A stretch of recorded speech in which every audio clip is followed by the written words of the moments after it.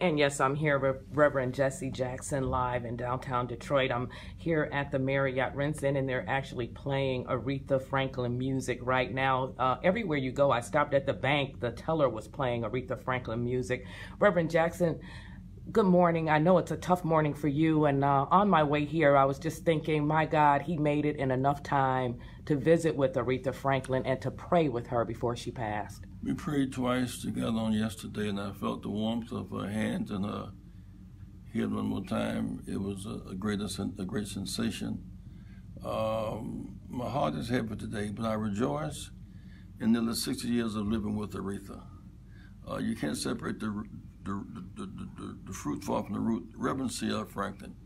For a long time, she was Reverend C.L. Franklin's daughter. Right. The most renowned gospel preacher, recording preacher of our time, Reverend C.L. Franklin.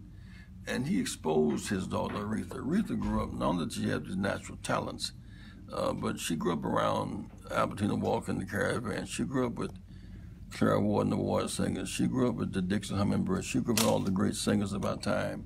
And she had that ability to cultivate that talent and that will to work. But I remember her not just as singer from Never Grow Old, the first song that became her first kind of gospel hit, to Ave Maria, to Respect, to Sweet Bitter Love. I mean, Aretha, in 60 years, she did it all. And so today, Earth has lost a great musician. The heavens rejoice. And Reverend, I talked to so many people over the last few days, and they talked about just her involvement in the civil rights struggle, and a lot of people didn't know about that, how she was a philanthropist, how she helped out. You know, one time Dr. King was facing hostile foes because of his anti-Vietnam War position, and we couldn't make payroll. Aretha did 11 cities for free, along with Harry Belafonte. And we got to Houston, Texas, because Dr. King was facing such attacks. Someone he came on the stage to give Aretha some flowers. They put tear gas in the fans. We had to evacuate the building. She's ready the next night, still fighting. She never gave up. She was a fighter. And she helped get relatives to school. I remember her brother Cecil with the Morehouse, and Irma and Carolyn. And her father was shot, nearly bled to death. And for 4 years, he was in a coma.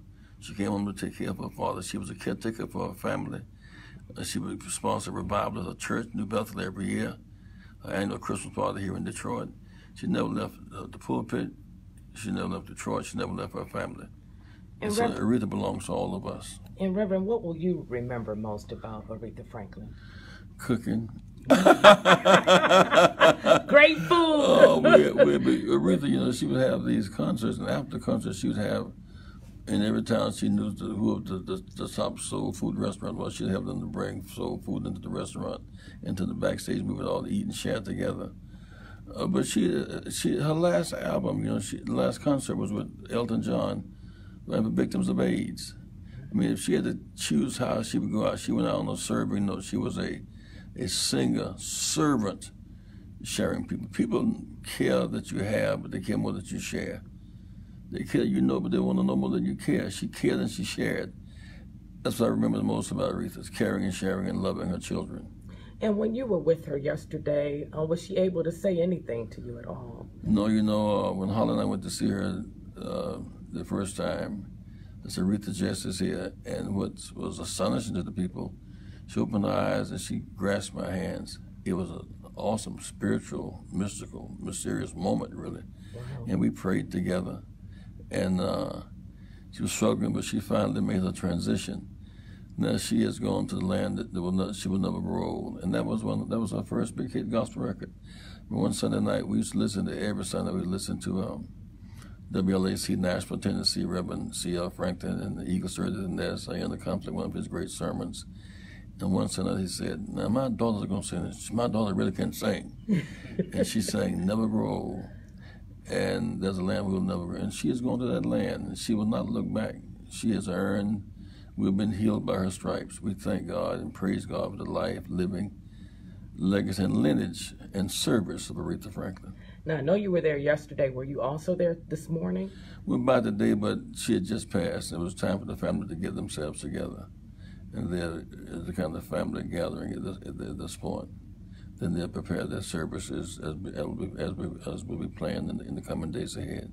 Right. So tributes from all over the world for her. South Africa, from Britain, from Ghana, from Mississippi, from East Side Detroit. And you all, Reverend Jackson, had a very special relationship. How would you characterize that relationship with her? Oh, we had big fun.